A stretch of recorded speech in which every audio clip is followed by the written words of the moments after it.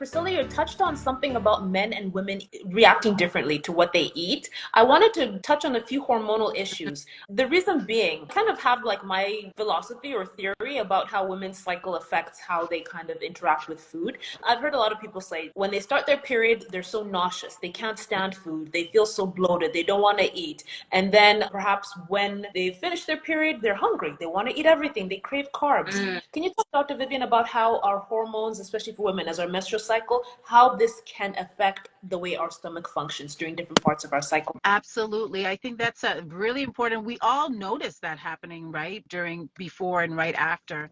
And yes, it can definitely affect. I think the hormones affect the motility. It affects how the gut moves, right?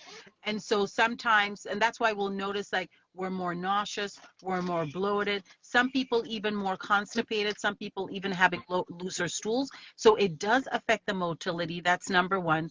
The second thing it also affects is our hormones do affect our brain, right? So this is another component of how it affects our brain receptors and what we are actually craving for, the kind of foods that we are craving for. So it's a combination of the two of those, right? The hormones affecting the motility and the hormones actually affecting our receptors also, from brain to gut receptor, in terms of the kinds of foods that we want to eat. This goes back in the gut. The gut does not exist on its own. The gut exists with something called the microbiota, which is a bunch of bacteria, viruses that actually live in our gut and help our gut work. And these microbiota, these bacteria, are also affected by the hormones. Hormones have an impact on how the microbiota of the gut works. So the gut is, I think the gut is the most interesting thing in medicine, to be honest, not because I'm a gastroenterologist, but truly it connects everything in the body, everything in It's the body. interesting that you mentioned this because in my journey of health, I've always been keen on following my gut health. It's been something that like it does, and not only actually, if we step away from food, the spiritual energy side of things, right?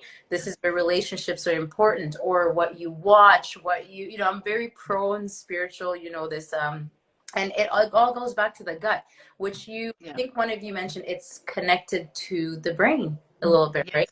The connected receptors, which the brain is the operator of everything. I do think that there's a lot of the neurotransmitters, like serotonin and dopamine and even melatonin, that affect how the brain works, are all made by the gut. Most of them are made by the gut. Even when we look at melatonin receptors, which is what helps us sleep, majority of the melatonin receptors not made in the brain. It's actually made in the gut, 70-80%. So it's this complex interplay of how, and just realizing how much what we eat affects our entire body. Absolutely. And I love what you're saying, because I've even heard people say that the gut health can affect our skin. Tell me a little bit about what you think, about what you've heard. I've heard a few whisperings about acne. Definitely. Oh, yeah. There's gut health. Yeah, we definitely believe there's a connection. It goes back to that microbiota, right? That's so important. It's those organisms, those trillions of organisms in our gut that are controlling the immune system as well of our gut, right? And so when we have skin issues, it's like a reaction to something. So a lot of people with skin issues, not all skin conditions, but many, can actually see some improvement and resolution of their skin issues by changing their diet.